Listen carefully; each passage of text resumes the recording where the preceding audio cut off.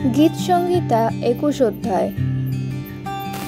হে সদাপ্রভু, তোমার বলে রাজা আনন্দ করেন, তিনি তোমার পরিত্রাণে কতই উল্লাসিত হন।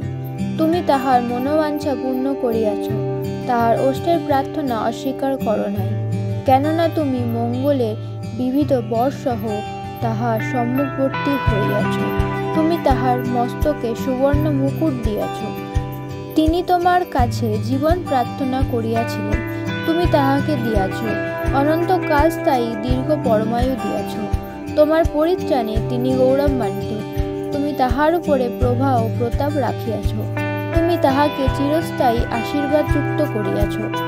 তোমার শ্রীমুখে তাহাকে আনন্দে পুলকিত করিয়াছ, কারণ রাজা সদাপ্রভুতে নির্ভর করেন। পরাৎপরের দয়াতে তিনি বিচলিত হইবেন না। তোমার হস্ত তোমার সমস্ত শত্রুকে ধরিবে, দক্ষিণ হস্ত তোমার বিদ্বেষীগণকে ধরিবে। তুমি আপন ক্রোধের সময় তাহাদিওকে প্রজ্বলিত তন্দুরস্বরূপ করিবে। সদাপ্রভু কোপে তাহাদিওকে গ্রাস করিবেন, অগ্নি তাহাদিওকে ভক্ষণ করিবেন।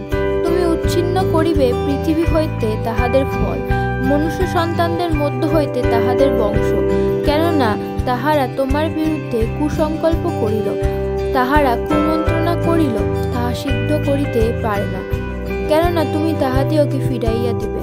তুমি তাহাদের মুখ তোমার ধনুগূর্ণের লক্ষ্য করিবে। হে সদাপ্রভু, নিজ বলে উন্নত হও, আমরা তব পরাক্রম ও প্রশংসা করিব। আমেন।